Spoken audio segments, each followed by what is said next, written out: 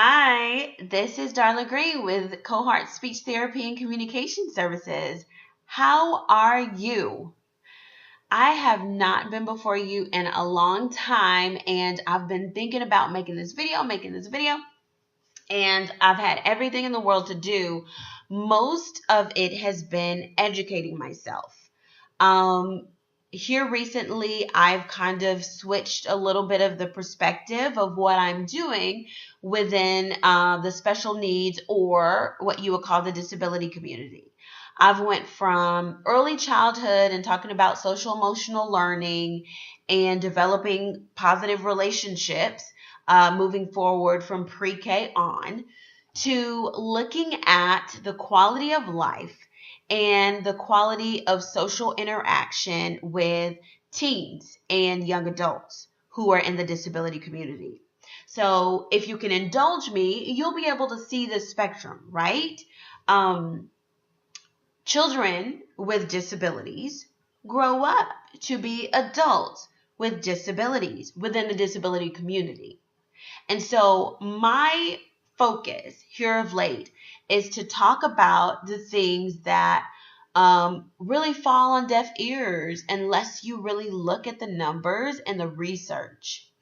I've been fortunate enough to go to some really good conferences where they talk about big data, and they've been able to give me a whole new perspective on looking at what is being measured and what is not being measured. And one of the things that have not been paid attention to is the number of the disability community members who have had law enforcement interactions and the outcome has not been favorable, meaning it's been reports of police brutality, if not fatality.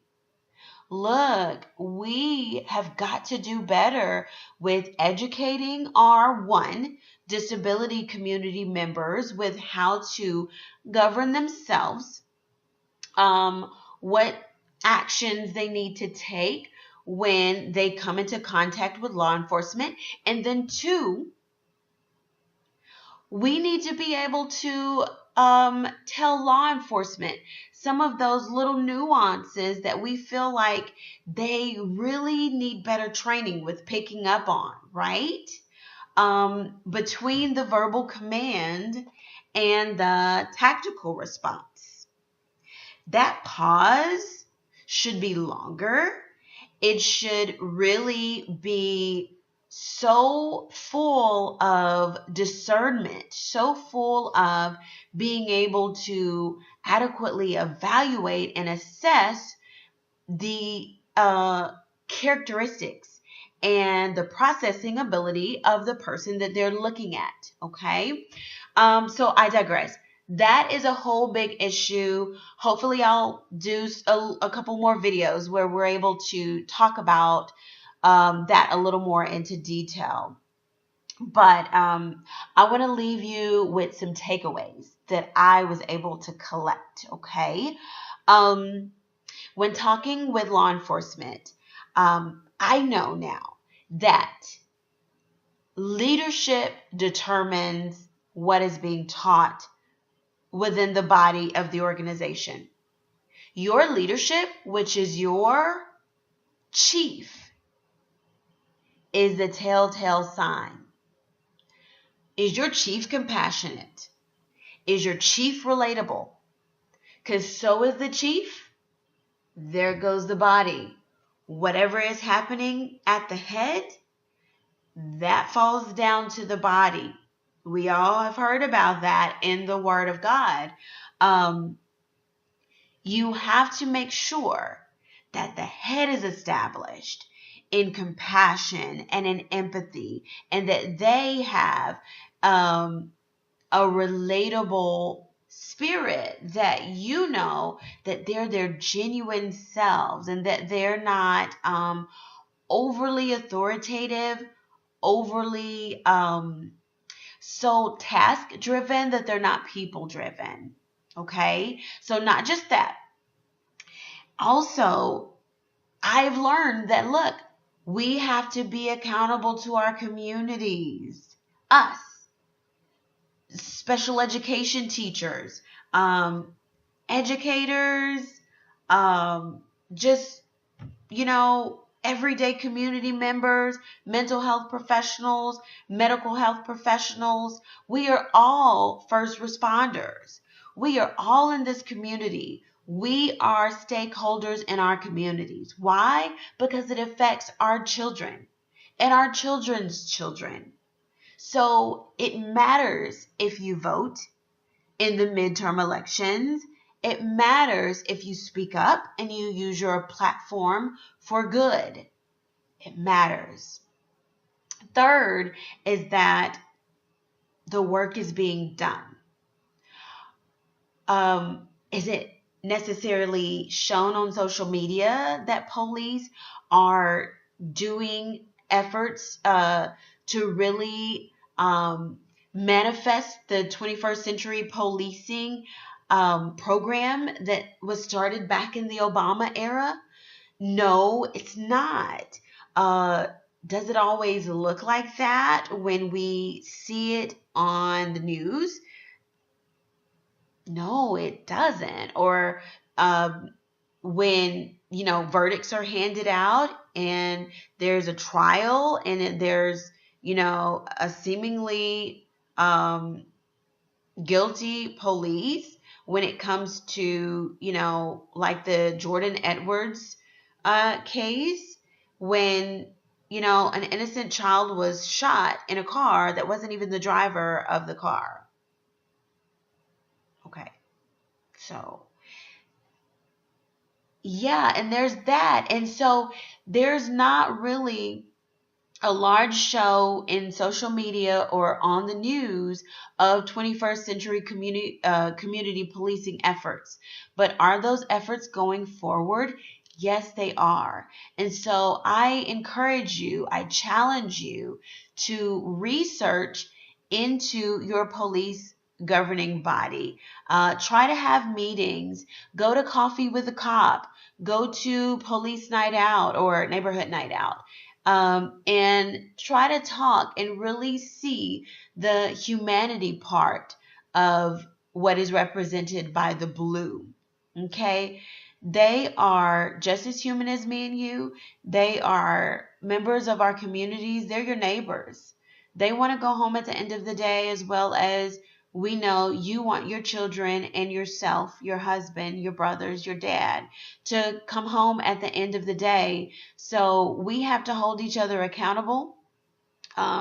We need to weed out bad apples in our communities as well as in law enforcement that, do a sour apple part of representing who we are as a community or who, we are as law enforcement in the organization that is supposed to be to serve the public, who has taken the oath. Okay.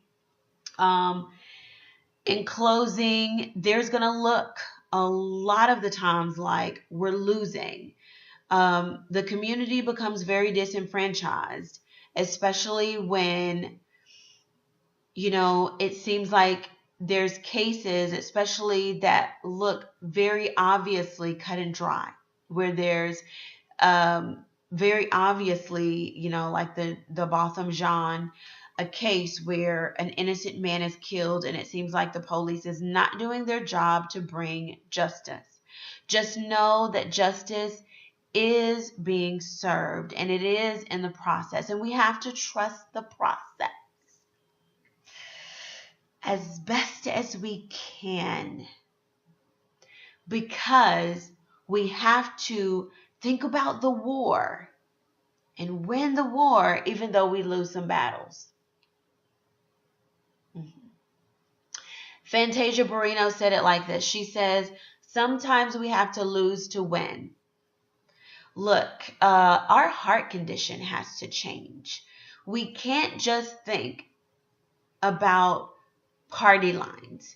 We can't just think about, well, I just want the black kid to be vindicated. It's not about that. We need justice for all. We need a victory that's going to embetter the community. That justice is served to the community, that justice is served to law enforcement, that we are equally looking out for each other. And need I say, the invisible community of the disability community. They're not represented, but they're 12.6% of the community.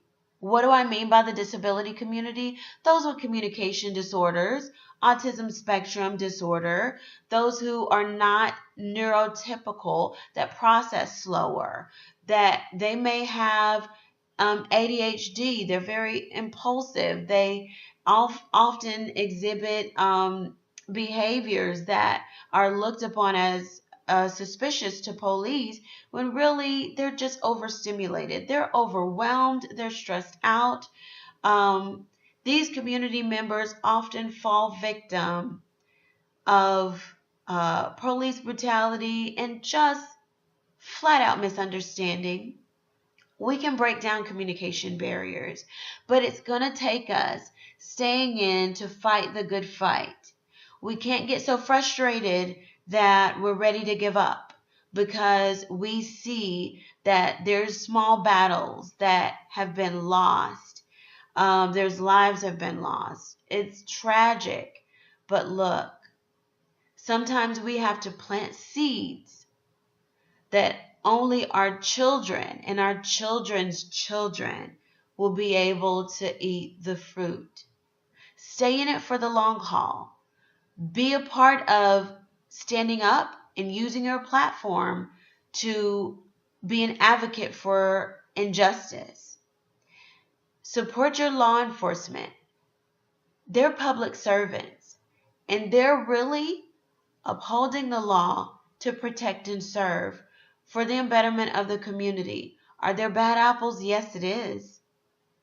But is the work being done for adequate policing in our communities that's both trustworthy, reliable, and relationship oriented? Yes, it is.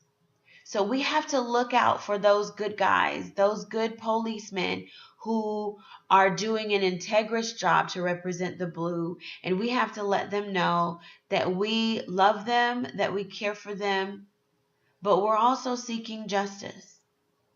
So thanks, guys, for listening.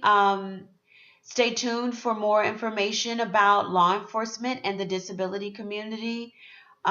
We need to get in this game. We need to give those invisible communities a voice. So if you have any questions, communicate with me on social media by any extent, Instagram, Facebook, YouTube, and let's start that conversation. I'll talk to you later. Bye.